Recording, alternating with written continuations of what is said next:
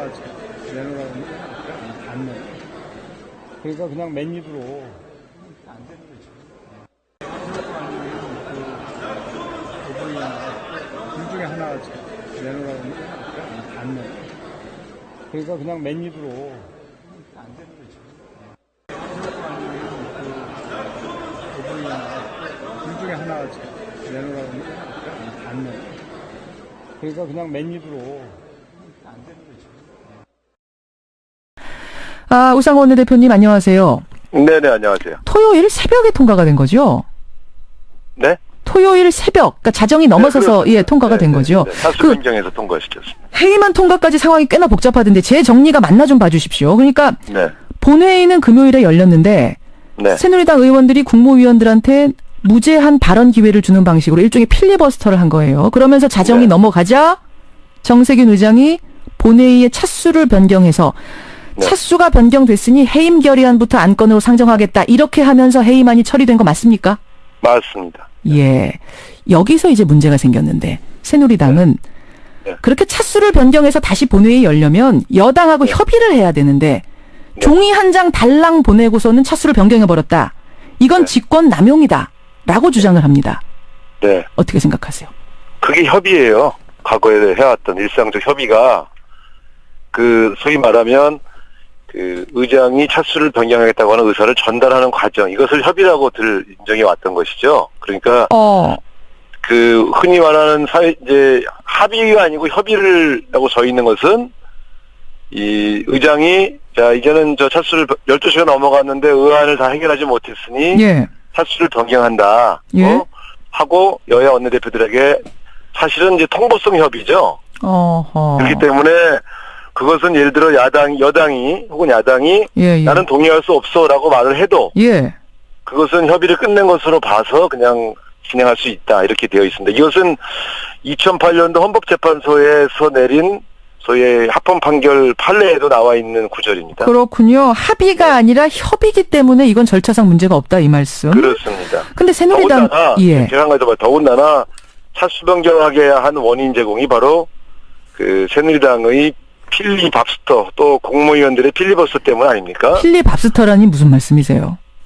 아니 저 국무위원들 밥 먹고 하게 하자고 의사 진행을 중단시켜 놓고서 40분을 떠들고 또 그래서 결국은 30분을 밥 시간을 줬죠. 그러니까 또 본인들이 의총한다고 시간을 끌어서 오전 2시간 오후 30분 알렸죠. 그러니까 자신들이 지연시켜 놓고 할 수 없이 그것 때문에 차수 변경했더니 국회법 위반이다 이렇게 또 정치 공세를 하는 거 아닙니까? 저는 이게 집권당 태도 맞나 싶을 정도의 좀 옹색한 주장들입니다. 옹색한 주장. 근데 어제 밤에 열린 새누리당 의총에서 이런 녹음 파일이 하나 공개가 됐답니다. 뭐냐면 네.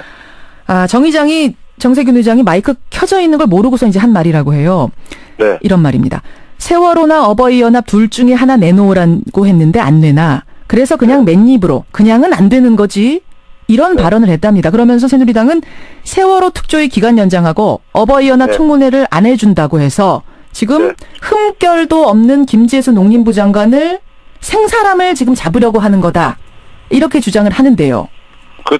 택도 없는 소리고요. 이번에 미국 방문했을 때 그리고 또 얼마 전 여야 원내대표를 의장이 불러서 예. 그거 해임 건의안 꼭 해야 돼? 저한테 그러셨어요. 의장이요? 정세균 의장이요? 그렇죠. 해임 건의안을 꼭 해야 되냐. 그래서 저는 해야 됩니다. 우리 당 의총 결정 사항입니다. 하니까 아유 이거 시끄러질 텐데 세월호나 어버이연합 같은 거 하나 받고 좀 협치를 좀 하지. 저한테 그렇게 말씀하신 적이 있어요. 그러니까 지금 말씀하신 것은 조정을 해보려고 하셨던 건 그건 세상이 다 아는 얘기입니다.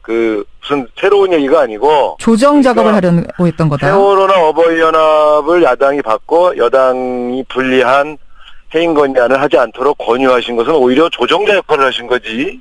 그게 중립을 위반한 게 아니죠.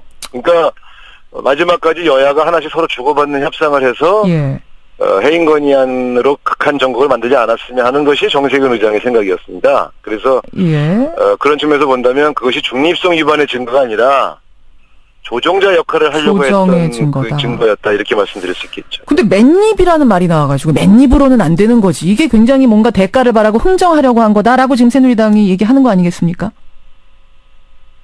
그 표현이야 어떻든 간에 지금 제가 말씀드린 것이 그 골자거든요. 그러니까 해임 건의안을 낸 주체는 저고 저는 처음부터 무슨 뭐 세월호나 어버이연합하고 이렇게 교환할 생각이 원래 없었고요.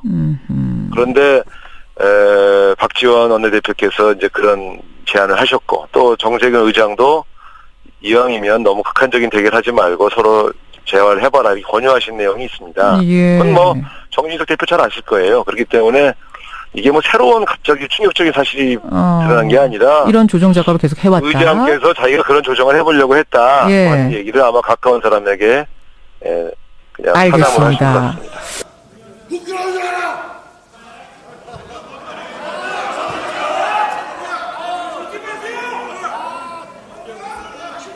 지역 등기하려 말이야.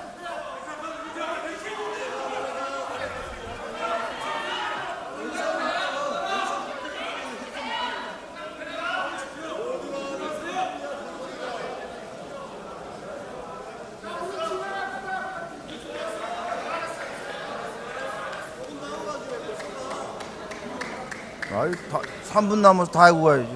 3분 남았어. 네. 장관님 들어가십시오. 경제가 어렵습니다. 일자리가 필요합니다. 의장은 중립적이어야 되는데 의장이 완전 날치기 독재 의장님을 했습니다. 우리 새누리당은 이 사안을 법정 소송을 해서라도 처리해서 바로 진행될 농림수산부 김재수 장관 해임안을 야당이 지금 추구하고 있는데 이 사안도 무효입니다. 그리고 만약 이것이 통과가 되면 박근혜 대통령께서는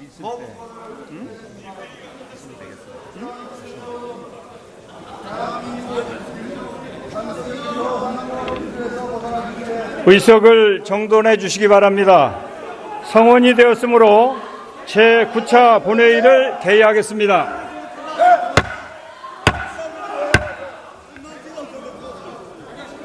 오늘 보고사항은 회의록에 게재하도록 하겠습니다. 의사일정 제1항 국무위원 농림축산식품부 장관 김재수 해임 건의안을 상정합니다.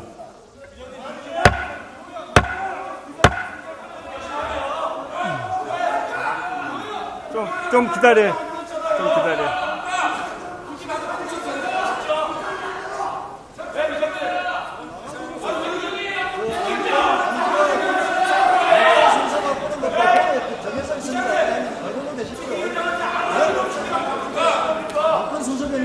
제가 오늘 의사 진행과 관련해서 모두 국회법을 검토한 다음에 국회법 절차에 따라서 그래서 의사 진행을 하고 있으니까 여러분들의 궁금증은 잘 밝혀질 것입니다. 자, 우리 박완주 의원 나오셔서 제안 설명해 주시기 바랍니다.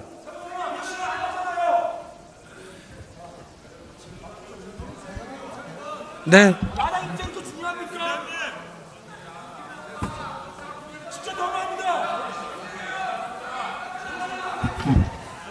존경하는 정세균 국회의장님, 그리고 선배 동료 의원 여러분, 더불어민주당 원내 수석부대표 충남 천안을 박완주 의원입니다.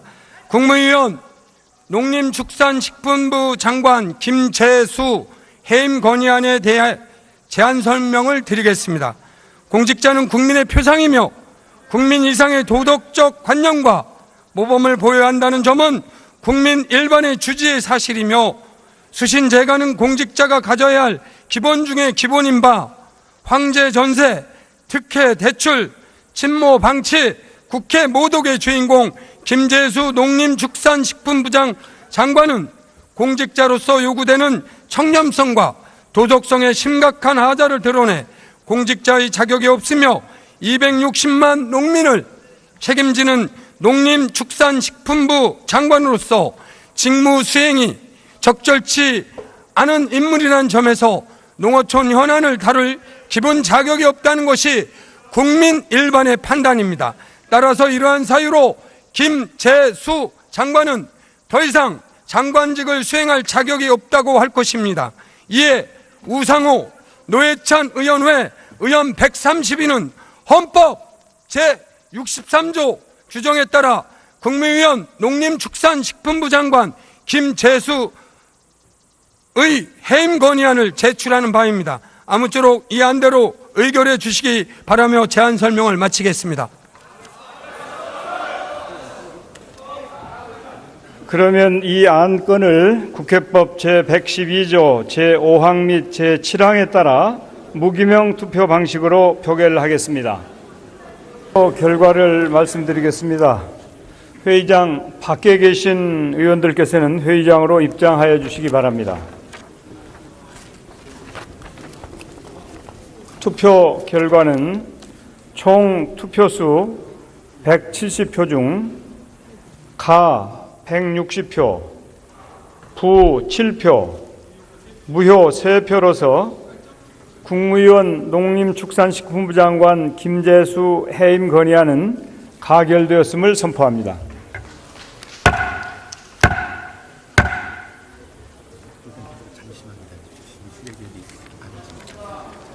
잠시 기다려 주시기 바랍니다. 국정감사 등을 위한 휴회 결의가 필요하니까 잠시 자리에 기다려 주시기 바랍니다. 어제를 전국적으로 확산해 나가고 있습니다. 그 외에도 여러 가지 빅데이터를 활용해서 과학적 행정을 하는 이러한 내용들을 저희가 함으로써 국민의 편의를 제공하고 이렇게 좋은 맞춤형 서비스를 하는 그런 것입니다. 그런데 조용할 때까지 안 하겠습니다. 조용할 때까지. 지금 국민들이 바라보고 있고요. 여기 초선 의원님들 많이 오셨는데 좀 공부 좀 하세요. 질문하시는 의원은 질문을 계속해 주세요. 그런데 국민들이 체감을 잘 못 느껴요. 예, 저희가 지금 가장 이제 큰 문제가 그 점이 되겠습니다.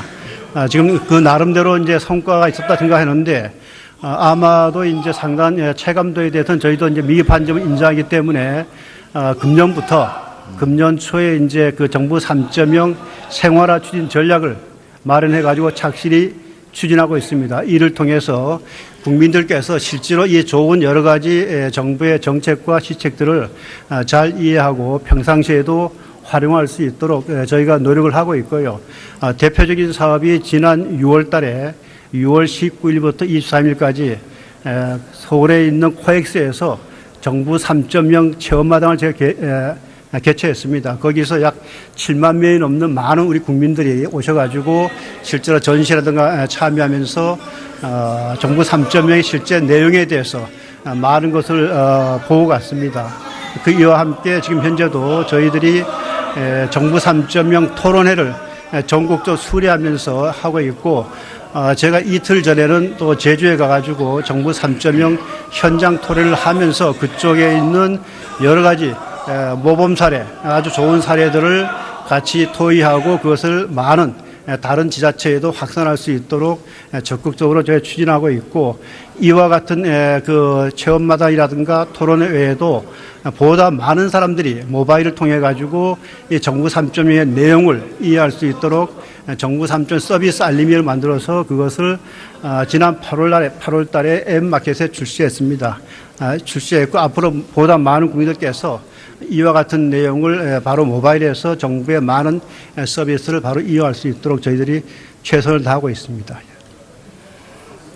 그 앞으로 3.0 발전 방향에 대해서 우리 박근혜 정부가 남은 임기 동안 할 수 있는 역할에 대해서 설명해 주시기 바랍니다. 예, 그 3.1이 하게 되면 기본적으로 제가 모두 말씀드렸다시피 3.1이라는 것은 기본적으로 우리 정부가 나름대로 이제 가지고 있는 여러 가지 전자 정부의 발전을 기반하고 특히 민간 부문에 있는 ICT 인프라 이것이 기반이 돼가지고 저희가 정부 3.0을 저희가 추진하고 있게 됐습니다.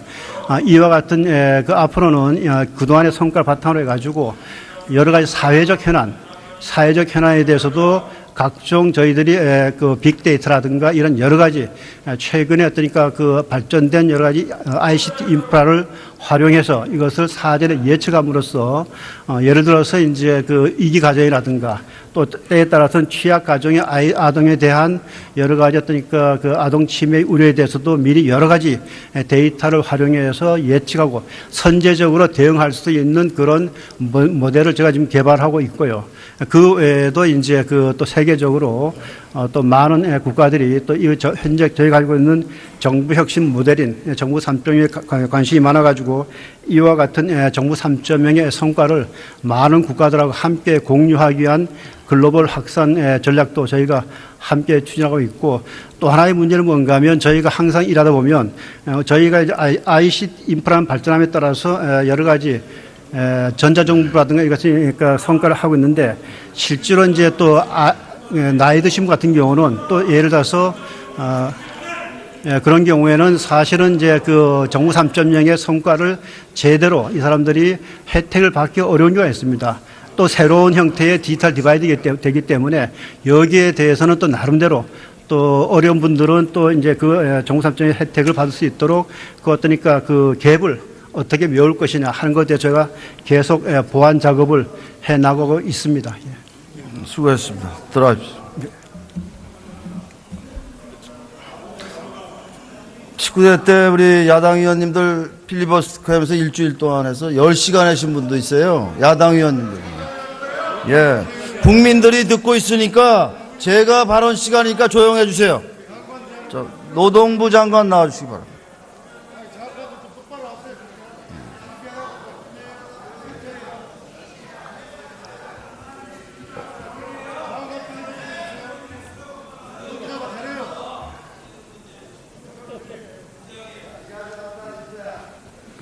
예, 고용노동부 장관입니다. 지금 노동사법과 서비스산업발전법이 통과가 안 돼서 우리 일자리 창출이 없고 경제가 어렵습니다. 이 부분이 되면 어떤 부분이 경제 활성화가 되고 왜 안 되는지에 대해서 설명해 주시기 바랍니다.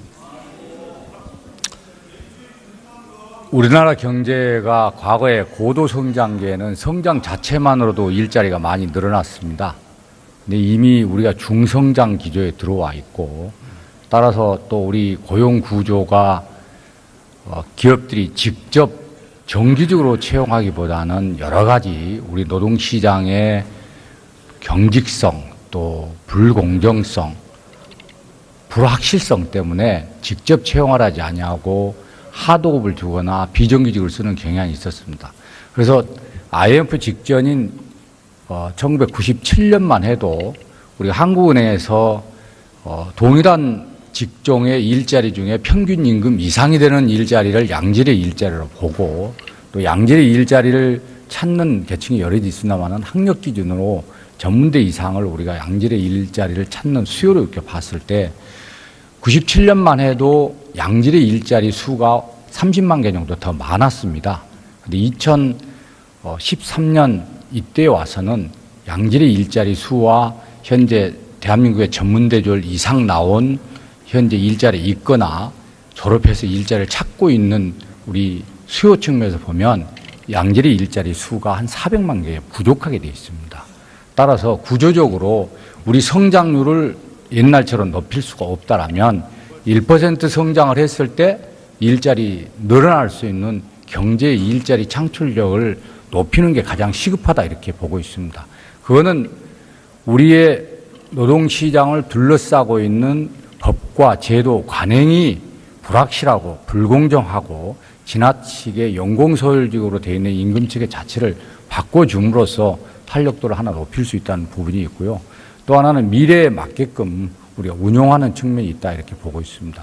그래서 거의 관련해서 과거에 우리가 선진국에 비해서 경직적인 요소들 또 탄력도가 떨어진 부분에 대한 제도 개선을 하고 또 격차를 줄이는 쪽으로 가자고 해서 19대 때 저희들이 노사정 대타협을 토대로 5법을 저희들이 국회에 당정 협의를 통해서 이렇게 제출한 바 있고 다시 20대에 들어서 사법을 이렇게 제출한 바가 있습니다. 그 내용은 지금 현장에서는 임금을 둘러싸고 그러니까 저희가 다른 선진국들도 미래산업 저성장 기조랄지 4차 산업에 따른 노동시장의 혼란은 마찬가지로 저희하고 안고 있습니다. 다만 우리 노동시장이 안고 있는 또 하나의 문제가 있기 때문에 이 문제를 해소하자는 게 저희들 굉장히 중요하다고 봅니다. 그래서 첫째는 통상임금을 둘러싸고 있는 갈등을 해소하기 위한 법을 개정하자는 데 취지가 있고, 두 번째는 우리가 너무 지나치게 장시간 근로를 하고 있기 때문에 이 근로시간을 단계적으로 줄이자는 내용이 들어 있습니다. 그래서 근로시간을 노사정 합의대로 4년에 걸쳐서 단계적으로 줄이면 저희들이 또 일을 하면서도 근로시간에 법 적용을 받지 않는 특례 업종들이 있습니다. 이 특례 업종에 종사하는 분들도 근로시간 적용을 받도록 하자는 취지들이 들어 있습니다. 만약에 근로시간이 노사정 합의에 의해서 제출된 법안대로 만약에 개정이 된다라면 근로시간 단축으로 인한 일자리 창출이 15만 개 정도 될 수 있고, 또 적용받지 않는 업종이 적용되기 때문에 약 286만 명 정도가 근로시간이 단축이 돼서 저녁 있는 삶을 이렇게 살 수 있다고 보고 있습니다. 더불어서 미래 사회는 노동의 이동이 잦기 때문에 사회 안전장치가 중요하기 때문에 소위 실업급여를 높이고 실업급여 지급기간을 늘리는 그런 법 개정도 들어있고, 또한 이제까지는 우리가 일하다 다쳤을 경우는 업무상 재해로 국가가 보상을 해줬습니다. 그러나 출퇴근할 때는 이 부분에 대해서 저희들이 보상을 하지 못했습니다. 그러다 보니까 대기업의 경우는 통근버스를 타고 출퇴근하다 다치면 그거는 사업장 내 시설로 봐서 업무상 재해로 봐주는데, 중소기업은 그렇게 못해서 모든 중소기업 근로자들의 어떤 불이익을 없애기 위해서 출퇴근 재해에 대해서도 산재로 인정하는 법 개정을 하고 있습니다. 더불어서 지금 현재 장년들의 경우에는 대개 50세 전후에서 자기 원래 일자리에서 퇴직을 합니다. 그리고 실제 일자리에서 완전히 은퇴하는 연령은 남성은 73세, 여성은 71세 정도에서 평균 잡아서 일자리를 은퇴를 합니다. 이 연령은 초고령 사회라 할 수 있는 일본에 비해서도 우리가 훨씬 넓습니다. 그래서 50세 정도의 은퇴를 해서 다른 일자리를 찾을 때 약 29.6% 정도만 상용직 일자리를 갖고 있고 44%는 임시 일용직, 그 다음에 24%는 자영업을 하고 있습니다. 그런데 그분들이 다른 일자리를 찾아가는 과정에서 원래의 소득의 3분의 1 수준으로 갖고 있습니다. 따라서 이분들에게 좀 안정된 일자리를 갖게 해주는 것은 그분들이 원하는 대로 파견제도를 좀 확산해 주는 게 필요하다. 그래서 파견제도를 55세 이상 전문직은 저희들이 확대하는 제도 개정을 했습니다. 더불어서 기간제법의 경우에는 잠깐 답변 중단해 주세요. 뭐예요 이게?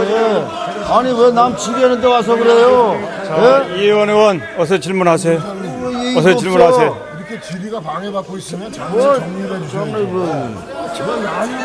듣기 싫은 의원님들은 가세요. 정 대표가 하신 걸 생각해 보세요. 왜 떠들어요? 내 자, 어서 질문하세요. 피곤하면 가세요. 저녁 잘 먹고 우리는 김밥 먹고.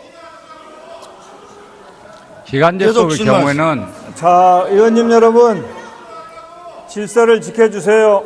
원래 기간 국민들은 이 부분을 굉장히 궁금해하고 있어요. 알고 싶어하고요. 의원님들께서는 질서를 지켜주시기 바랍니다. 이 의원 계속 질문하세요. 네. 기간제법의 경우는 원래 입법을 할 때 기간제로 2년을 쓰게 되면 2년을 쓴 후에 가급적 정규직으로 전환하도록 입법을 2년 제한을 했습니다. 그런데 전체적으로 우리 기간제 2년 이후에 정규직 전환한 비율이 20% 미만입니다. 그러면서도 특히 35세에서 55세 이 중년층의 경우에는 그 정규직 전환 비율이 9%대입니다. 그리고 그분들한테 물어보면 기간 제한을 늘려주거나 철폐해달라고 80% 희망을 하고 있습니다.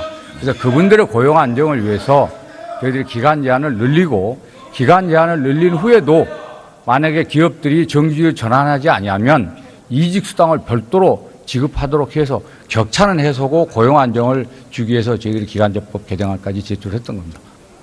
지금 민주노총에 우리 공기업에 관련된 우리 파업 신고된 거 몇 건 있습니까? 지금 이번에 양노총의 금융 공공 약 6만 명 정도 앞으로 파업을 할 걸로 보고 있습니다. 그분들의 평균 연봉이 얼마죠? 뭐 업종별로 다 다르고 있습니다만 이번에 파업에 참여하고 있는 공공이나 금융 또 현재 하고 있는 자동차 저희들이 대기업의 6직종을 우리나라 국민소득 1인당 국민소득 대비 임금 수준하고 일본의 동일 업종의 예를 들면 은행, 자동차의 일본 국민소득 대비 그 업종의 소위 종사자의 임금 수준을 대비를 해봤습니다. 저희 나라 경우는 금융, 공공, 그다음에 자동차, 철강, 조선, 정유 이 6개 업종을 해보면 우리나라 국민소득의 2.5에서 3.3배 정도 해당이 됩니다. 일본의 경우에는 동일 업종이 1.5에서 2.5입니다. 다시 말해서 일본과 우리를 비교하면 국민소득 대비 그 6개의 대기업들의 임금이 일본에 비해서 저희들이 국민소득에 비해서 더 높다 이렇게 나와서 저희들이 데이터입을 할 때 우리나라 청년들이 일자리가 구하기가 어려운 이유가 상위 10%와 중소기업의 90% 격차가 너무 커졌기 때문에 대기업의 임금 수준을 좀 자제를 하고 그 부분이 청년 채용과 그다음에 중소기업 근로조건 향상으로 가도록 하자 그런 합의를 했던 것입니다. 그래서 근데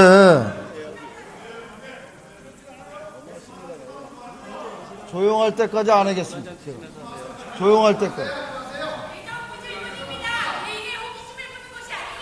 지금 국민들이 바라보고 있고요. 여기 초선 의원님들 많이 오셨는데 좀 공부 좀 하세요. 질문하시는 의원은 질문을 계속해 주세요. 그런데 국민들이 체감을 잘 못 느껴요. 예, 저희가 지금 가장 이제 큰 문제가 그 점이 되겠습니다. 지금 그 나름대로 이제 성과가 있었다 생각하는데 아마도 이제 상당한 체감도에 대해서는 저희도 이제 미흡한 점을 인정하기 때문에 금년 초에 이제 그 정부 3.0 생활화 추진 전략을 마련해 가지고 착실히 추진하고 있습니다. 이를 통해서 국민들께서 실제로 이 좋은 여러 가지 정부의 정책과 시책들을 잘 이해하고 평상시에도 활용할 수 있도록 저희가 노력을 하고 있고요.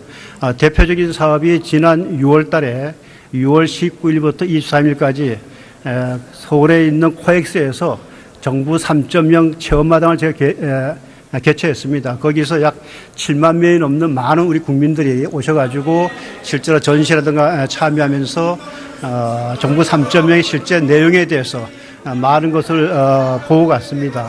그 이와 함께 지금 현재도 저희들이 정부 3.0 토론회를 전국적으로 수리하면서 하고 있고 제가 이틀 전에는 또 제주에 가가지고 정부 3.0 현장 토론을 하면서 그쪽에 있는 여러 가지 모범 사례, 아주 좋은 사례들을 같이 토의하고 그것을 많은 다른 지자체에도 확산할 수 있도록 적극적으로 저희 추진하고 있고 이와 같은 그 체험마당이라든가 토론회 외에도 보다 많은 사람들이 모바일을 통해 가지고 이 정부 3.0의 내용을 이해할 수 있도록 정부 3.0 서비스 알림이를 만들어서 그것을 지난 8월 달에 앱마켓에 출시했습니다.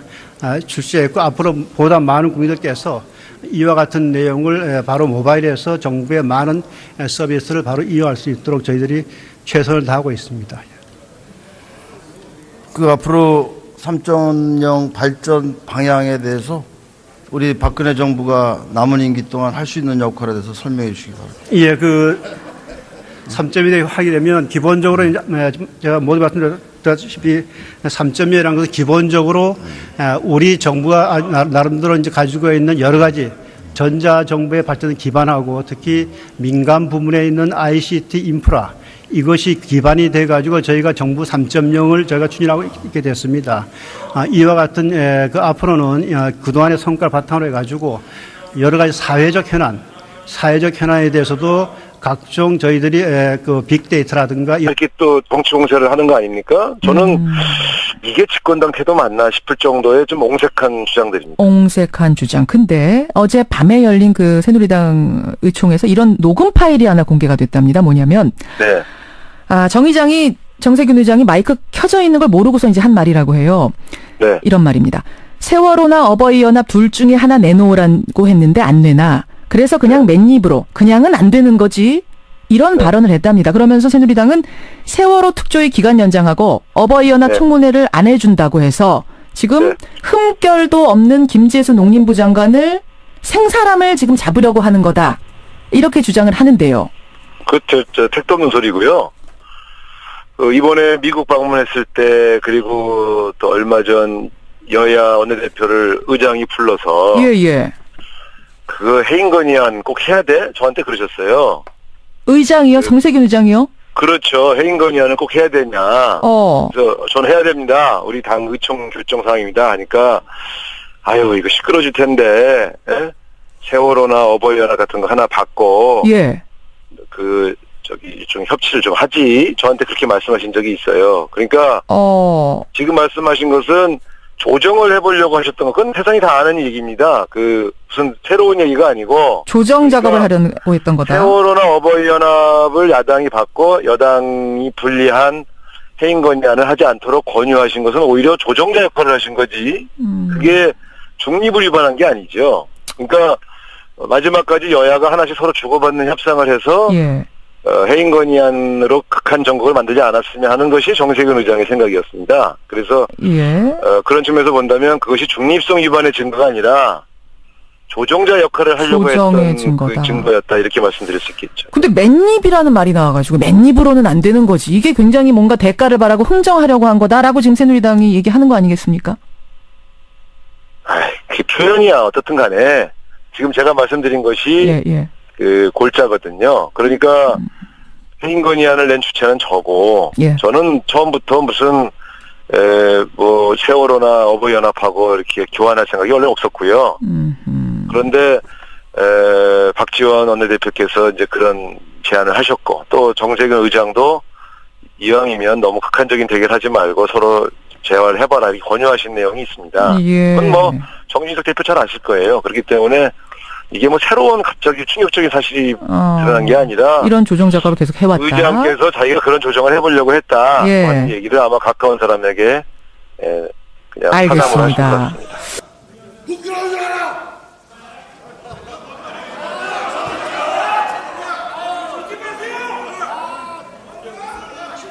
수역 등기 알아버려!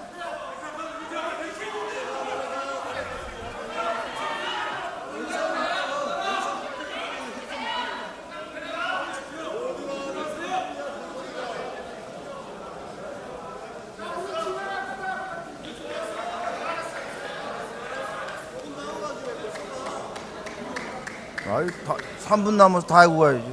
3분 남았어. 장관님 들어가십시오. 경제가 어렵습니다. 일자리가 필요합니다.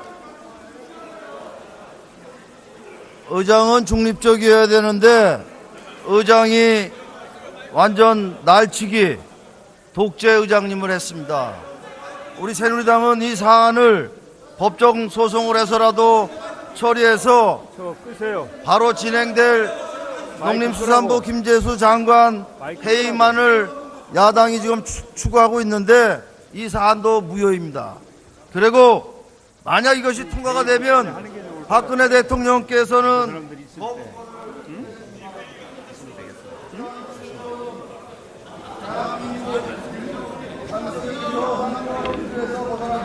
의석을 정돈해 주시기 바랍니다. 성원이 되었으므로 제9차 본회의를 개의하겠습니다.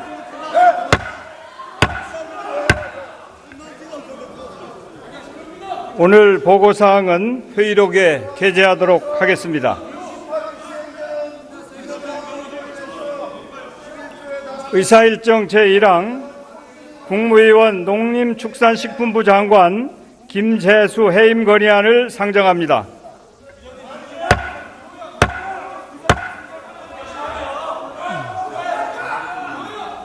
좀 기다려.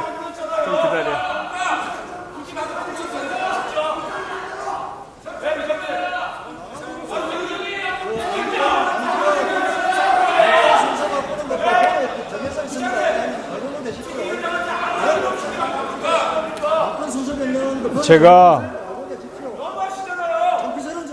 오늘 의사 진행과 관련해서 모두 국회법을 검토한 다음에 국회법 절차에 따라서 그래서 의사 진행을 하고 있으니까 여러분들의 궁금증은 잘 밝혀질 것입니다.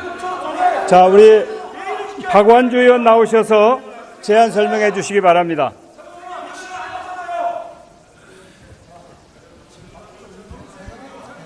네.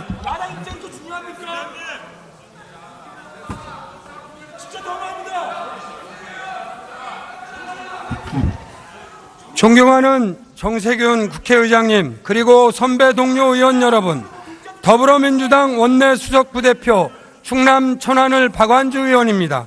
국무위원 농림축산식품부 장관 김재수 해임 건의안에 대해 제안 설명을 드리겠습니다. 공직자는 국민의 표상이며 국민 이상의 도덕적 관념과 모범을 보여야 한다는 점은 국민 일반의 주지의 사실이며 수신제가는 공직자가 가져야 할 기본 중의 기본인 바 황제 전세, 특혜 대출, 친모 방치, 국회 모독의 주인공 김재수 농림축산식품부장 장관은 공직자로서 요구되는 청렴성과 도덕성의 심각한 하자를 드러내 공직자의 자격이 없으며 260만 농민을 책임지는 농림축산식품부 장관으로서 직무 수행이 적절치 않은 인물이라는 점에서 농어촌 현안을 다룰 기본 자격이 없다는 것이 국민 일반의 판단입니다. 따라서 이러한 사유로 김재수 장관은 더 이상 장관직을 수행할 자격이 없다고 할 것입니다. 이에 우상호 노회찬 의원 의원 130인은 헌법 제63조 규정에 따라 국무위원 농림축산식품부 장관 김재수의 해임 건의안을 제출하는 바입니다. 아무쪼록 이 안대로 의결해 주시기 바라며 제안 설명을 마치겠습니다. 그러면 이 안건을 국회법 제112조 제5항 및 제7항에 따라 무기명 투표 방식으로 표결을 하겠습니다. 결과를 말씀드리겠습니다. 회의장 밖에 계신 의원들께서는 회의장으로 입장하여 주시기 바랍니다. 투표 결과는 총 투표수 170표 중 가 160표, 부 7표, 무효 3표로서 국무위원 농림축산식품부 장관 김재수 해임 건의안은 가결되었음을 선포합니다.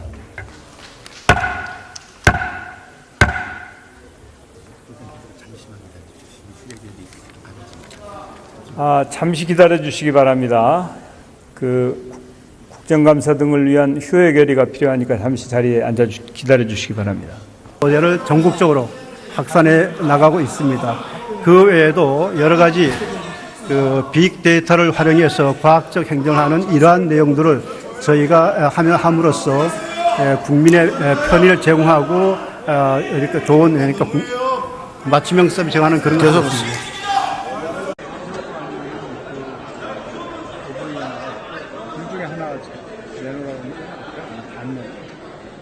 그러니까 그냥 맨입으로 안 되는 거죠. 둘 중에 하나 내놓으라고 하면 안 내. 그러니까 그냥 맨입으로 안 되는 거죠. 둘 중에 하나 내놓으라고 하면 안 내. 그러니까 그냥 맨입으로 안 되는 거죠. 우상호 원내대표님 안녕하세요. 네네, 안녕하세요. 토요일 새벽에 통과가 된 거죠?